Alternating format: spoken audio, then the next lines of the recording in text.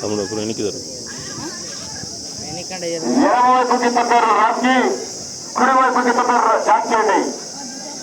Rakhi Jackie ఈ జత నాకు తెలిసినంత వరకు ఎక్కడికి వెళ్ళాడో రాయలసీమ కానీ తెలంగాణ కానీ ఆంధ్ర కానీ ఎక్కడికి వెళ్ళా ఏదో ఒక బహుమతి సాధిస్తూనే వస్తున్నాయి.